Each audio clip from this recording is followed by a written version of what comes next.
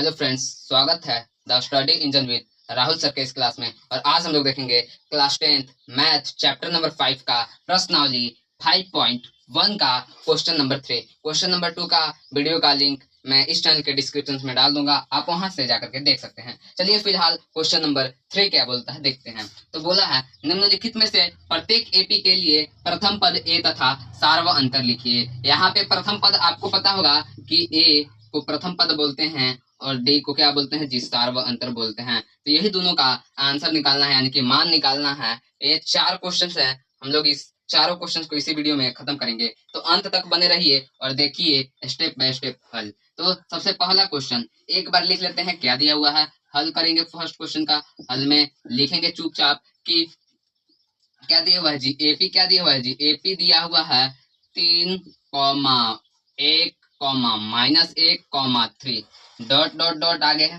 Okay, तो इसमें निकालना क्या है जी, प्रथम पद। तो हमको तो प्रथम पद ए पता ही है कि प्रथम पद है, द्वितीय पद है, हमको तो प्रथम पद ए पता है कि 3 हो जाएगा। अगर वहीं पे यहाँ इसको लिख सकते हैं, प्रथम पद लिख सकते हैं कि नहीं। और वहीं पे अगर बात करें सार्व अंतर की, सार्व अंतर दूसरा बार में निकालना है सार्व अंतर, यानी कि डी। और डी बराबर फॉर्मूला क्या होता है जी, हम लोग जानते हैं कि a2 - a1, यानी कि दूसरा पद में से पहला पद घटा देंगे तो हमारा डी का मान आ जाएगा। यानी कहने का मतलब कि एक में से क्या घटा देंगे जी, 3 घटा देंगे, तो यही हमारा क्या आ जाएगा जी, डी का मान, यानी कि आंसर। अतः कह सकते हैं, यहाँ पे लास्ट में आंसर लिख सकते हैं कि प्रथम पद a is equal to 3, d is equal to -2।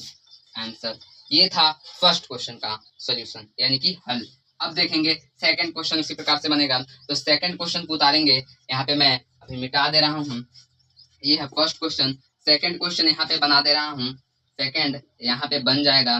देखिए सेकंड का हल कैसे करेंगे। तो यहाँ पे कुछ नहीं करेंगे, एपी क्या दिया हुआ है जी, लिखेंगे चुपचाप।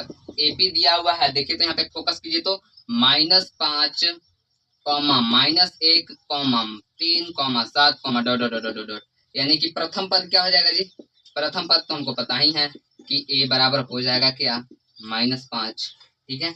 और सार्व अंतर की बात करें, सार्व अंतर की बात करें डी बराबर, तो फॉर्मूला होता है a2 - a1, यानी कि a2 - a1, यानी कि a2 में से क्या घटा देंगे जी, a1 घटा देंगे, तो हमारा आ जाएगा डी का मान आ जाएगा।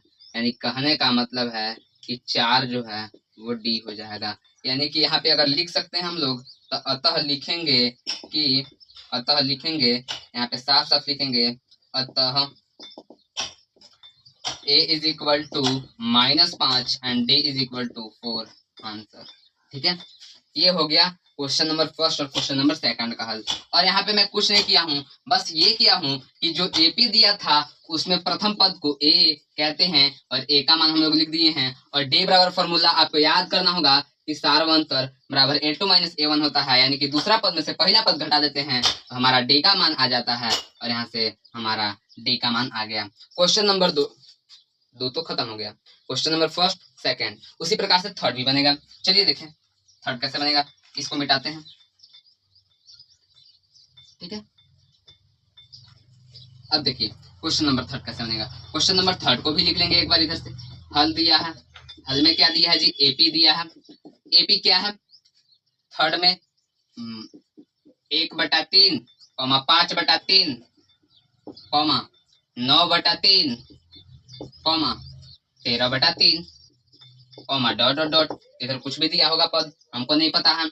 हल ए बराबर, प्रथम पद ए बराबर क्या लिख सकते हैं जी, 1/3 लिख सकते हैं। और डी बराबर वहीं पे बात करें तो a2 - a1, यानी कि a2 में से a1 घटा दिए, 5/3 में से क्या घटा देंगे जी, 1/3 घटा देंगे, यानी कि इसका एलसीएम कितना आ जाएगा जी, 3 आ जाएगा। ओके, अब यहाँ से 5 - 1 यानी कि 4/3 हमारा क्या हो जाएगा जी, डी का मान हो जाएगा। अतः लिख सकते हैं, अतः हम लोग लिख सकते हैं, क्या लिख सकते हैं कि a बराबर 1/3 और d बराबर 4/3 आंसर। ओके, कोई दिक्कत नहीं होनी चाहिए। उसी प्रकार से चौथा क्वेश्चन भी बनेगा। तो चौथा क्वेश्चन बनाने के लिए मैं दूसरा क्वेश्चन को मिटा रहा हूँ, आप लोग उतार लीजिएगा, ठीक है। तो चलिए मिटाता हूँ। क्वेश्चन नंबर 4 की ओर ध्यान दें हम लोग। तो यहाँ पे थोड़ा सा पॉइंट वाला दे दिया है, इसलिए इसको अच्छा तरीका से देखिएगा। ठीक है, एक बार क्वेश्चन को लिख लेते हैं, जैसे कि सब में करते हैं हल।